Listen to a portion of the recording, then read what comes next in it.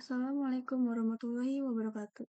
Perkenalkan, nama saya Binga Maca Hanifah. Saya di sini akan mempresentasikan tutorial membuat use case diagram dan activity diagram untuk aplikasi e-voting berbasis blockchain. Nah, di sini pertama kita akan membuatnya di IO ya. Nah, ini kita klik aja websitenya. Kalau belum login dulu. Nah, di sini kita pencet create new diagram, terus kita pilih yang blank diagram. Kita mau buat use case diagram dulu, terus habis itu kita create, kita simpan di manager kita, terus ya ini saya udah buat sebelumnya, kita replace saja ini soalnya masih kosong juga. Nah, lalu di bagian general ini kita ambil kontainer. Ini disesuaikan nanti kontainernya buat muat semua fitur yang akan digunakan di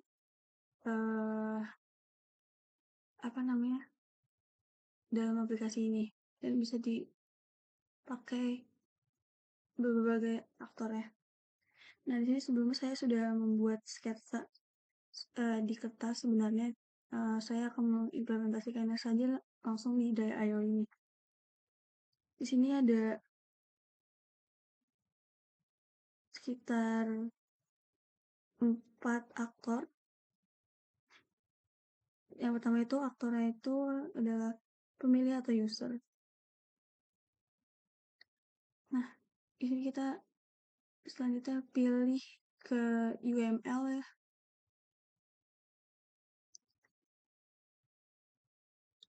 Kita pilih komponen use case. Nah, ini kita drag and drop aja dan disesuaikan aja buat letaknya dan ukurannya juga.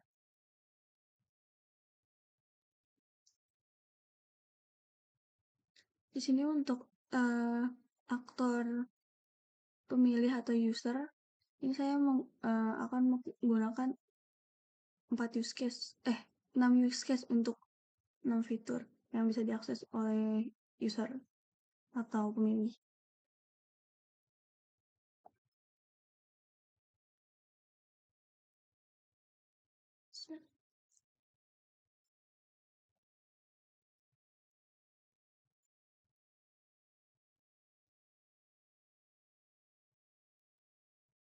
Nah, di sini saya akan membuat selanjutnya itu untuk aktornya admin dengan fitur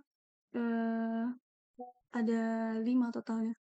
Jadi saya akan drag and drop 5 use case. Langsung aja di duplicate biar cepet ya. Nah, selanjutnya di sini saya akan membuat use case untuk aktor pengawas pemilu. Di sini berjumlah ada 4 ya di sketsanya.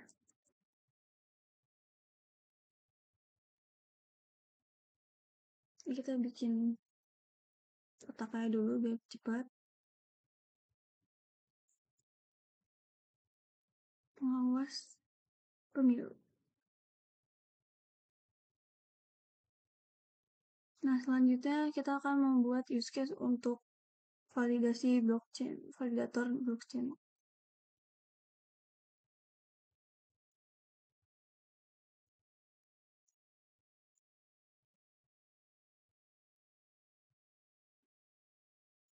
Dan untuk validator blockchain ini saya akan membuat 2 use case. Nah, dari masing-masing aktor dan use case yang kita buat, kita akan tarik line yang tidak ada tanda pandangannya, line biasa masing-masing use case yang kita sudah buat. Nah, di sini untuk pemilih atau user ini saya udah buat 6 tadi saya bilang. Terus untuk begitu juga pada pemilu, pengawas pemilu 4 use case, dan juga admin memegang 5 fitur, dan juga validator juga memegang 2 fitur. Nah, ini untuk yang pertama itu ada yang bisa diakses oleh pemilu adalah registrasi akun, verifikasi identitas, login ke sistem, melihat daftar kandidat, memberikan suara, dan menerima bukti suara. Dan admin bisa mengakses fitur mengolah data pemilu, mengelola data kandidat, mengatur jadwal pemilu, mempublikasikan hasil resmi, dan memegang kunci deskripsi. Dan untuk validator blockchain itu bisa memvalidasi transaksi suara dan menambahkan blok ke blockchain.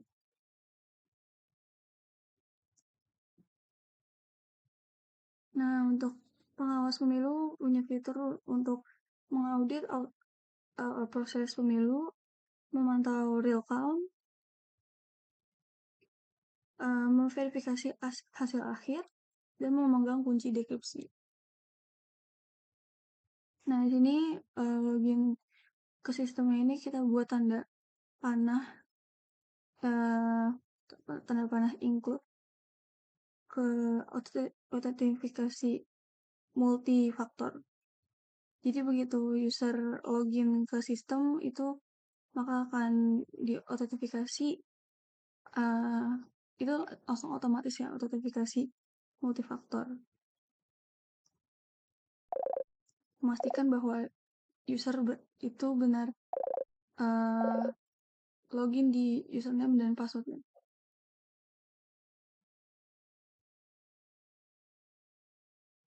Nah, lalu kita membuat tanda panah lagi include ke enkripsi suara dan pencatatan blockchain.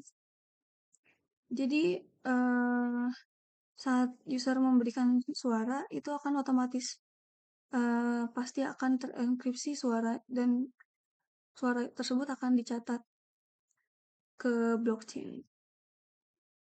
Nah, ini jangan lupa namain aplikasi e-voting berbasis blockchain. Menggunakan teks ya. Nah, ini kita tulis include. Nah, include ini merupakan fitur yang wajib dan pasti ada. Nah, lalu di sini kita membuat tanda panah extend untuk dari verifikasi identitas, maka user bisa kembali lagi ke registrasi akun. Tapi ini nggak wajib, jadi user bisa langsung lanjut ke login ke sistem juga. Nah, sekian ini adalah use case yang sudah saya buat untuk aplikasi e-voting berbasis blockchain. Jadi di sini ada beberapa fitur yang bisa diakses oleh pemilik user, dan saat login ke sistem user bisa langsung autentifikasi identitasnya, dan di sini beberapa include dan extend yang sudah saya buat juga. Nah, selanjutnya saya akan membuat activity diagram. Di sini kita pakai template aja yang udah ada. Kita mau pakai template yang ada swimlane ya, biar bisa lebih jelas. Nah, kita pakai yang ini aja. Karena di sini kita akan membuat tiga activity diagram. Nah, kita namain activity diagram. Lalu kita create. Kita save di file manager.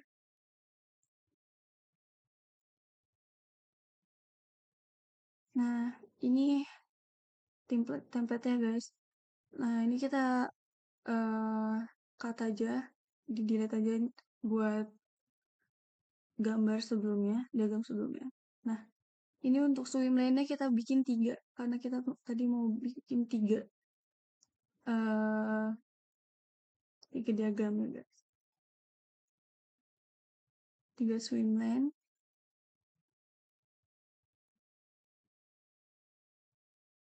Nah, Di swim lane yang pertama ini kita akan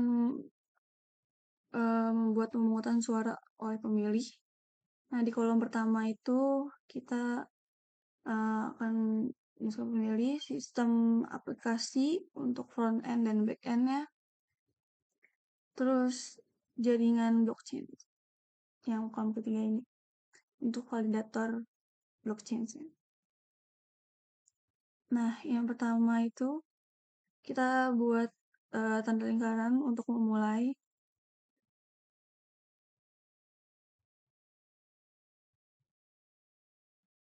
Nah, lalu kita akan memilih rectangle, rounded rectangle untuk proses selanjutnya itu kita membuka aplikasi dan login. Lalu kita tanda panahkan lagi menggunakan rounded rectangle untuk notifikasi multifaktor dan membuat decide atau keputusan untuk verifikasi apakah verifikasinya benar atau tidak. Nah, ini kita rapin dulu karena sempat lagi sedikit. Nah, lanjut pemilih ini kita buat jika tidak maka akan menampilkan pesan error. Lalu kalau misalnya jika iya, dia akan memberikan token voting anonim. Nah, dari memberikan token voting anonim ini akan lanjut ke masuk ke bilik suara digital, di mana user bisa memilih nantinya. Lalu masuk ke proses memilih kandidat dan lanjut ke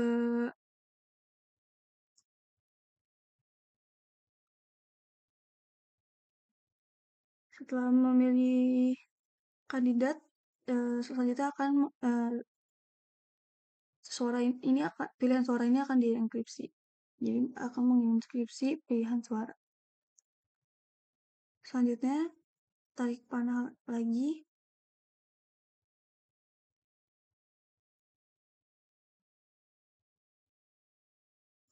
Kita akan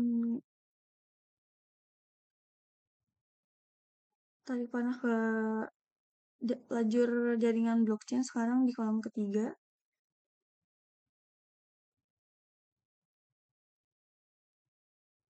Ya.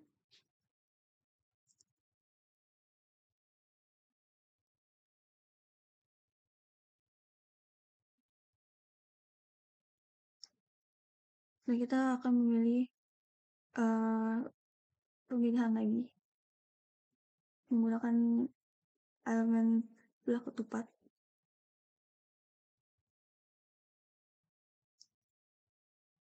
Yang akan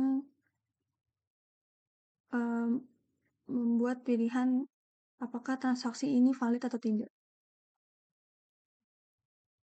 Nah, kita sesuaikan dulu, kita drag and drop aja dan sesuaikan aja untuk size dan penempatannya.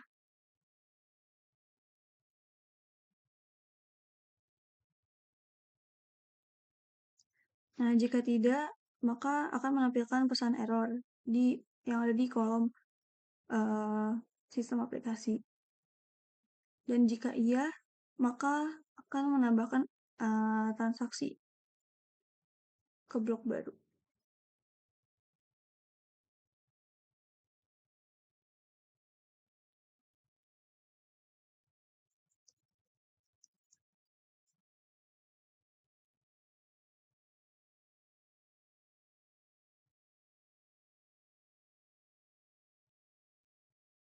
Lalu selanjutnya akan menerima konfirmasi dari jaringan dan proses selanjutnya adalah mengirim notifikasi dan bukti suara.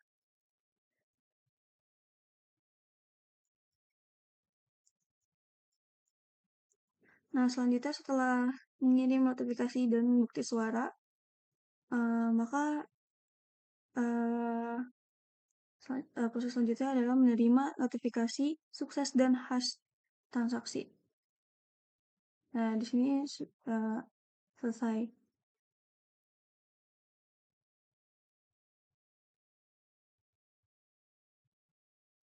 Ya, jadi selesai di saat user menerima notifikasi bahwa pemilihan suara sukses dan datanya sudah masuk. Ini kita rapiin saja untuk strukturnya.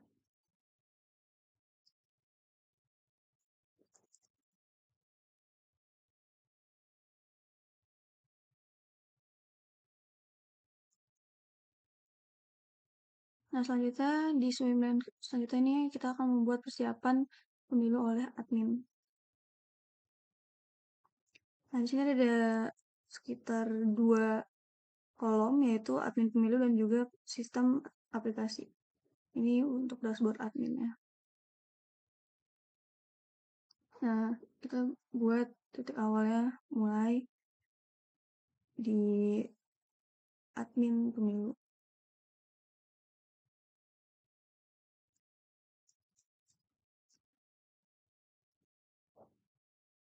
Nah, selanjutnya kita akan login ke dashboard admin. Admin ini akan login ya di dashboard admin.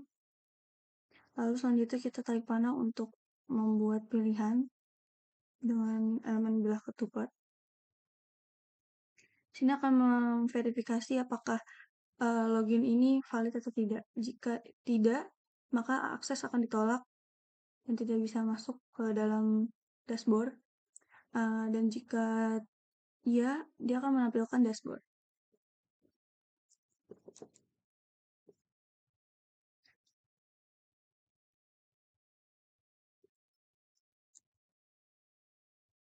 Nah, selanjutnya kita masuk ke proses selanjutnya itu membuat event pemilihan baru. Dari sini admin bisa membuat event pemilihan baru. Lalu selanjutnya admin akan mengisi dan mengunggah data kandidat. Lalu mengunggah data pemilihan tetap, data pemilih tetap. Maaf. Dan selanjutnya admin bisa menetapkan jadwal pemungutan suara sesuai jadwal pemilu.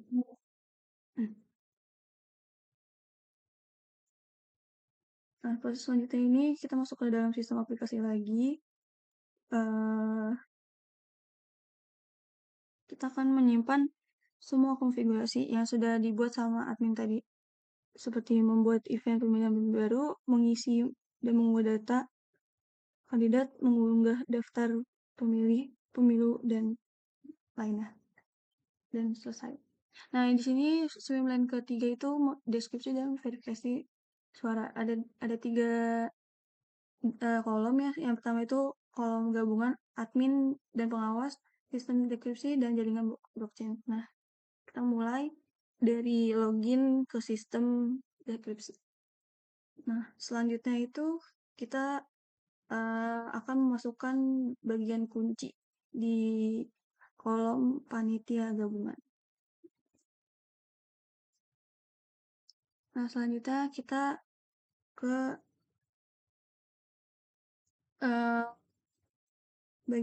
proses mengumpulkan semua bagian kunci di sistem deskripsi ya.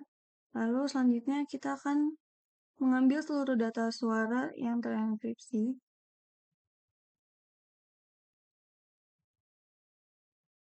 Selanjutnya, nah ini bisa saya taruh ke tengah karena mengambil seluruh data suara terenkripsi ini itu diambil dari blockchain datanya.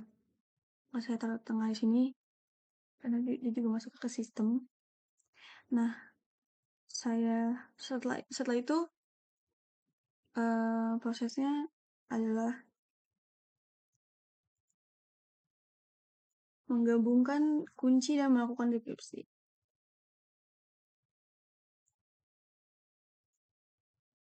Ya, kita ketik.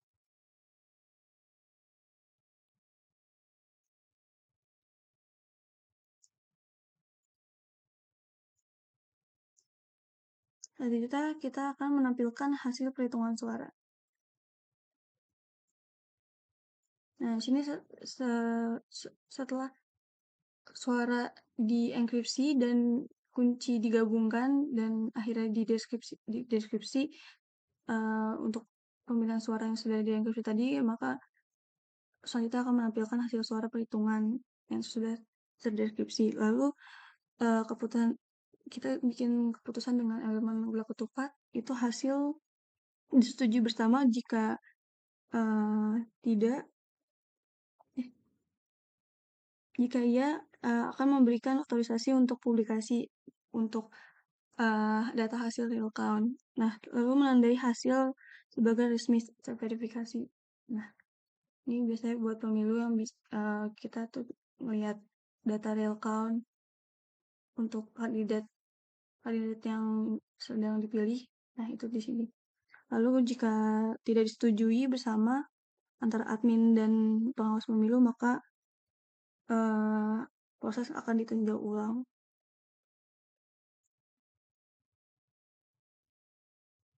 Nah, dari dua pemilihan ini atau di slide ini, maka proses pun berakhir, selesai.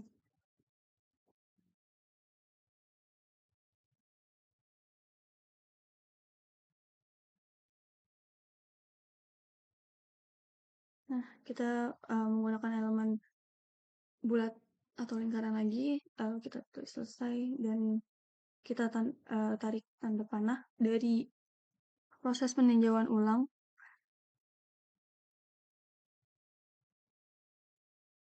Menggunakan tanda panah ya guys, bukan garis biasa.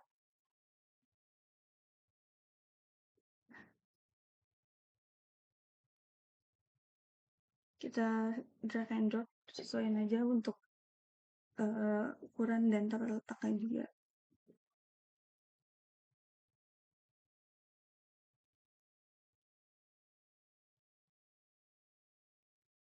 Nah, selanjutnya itu kita rapihin saja.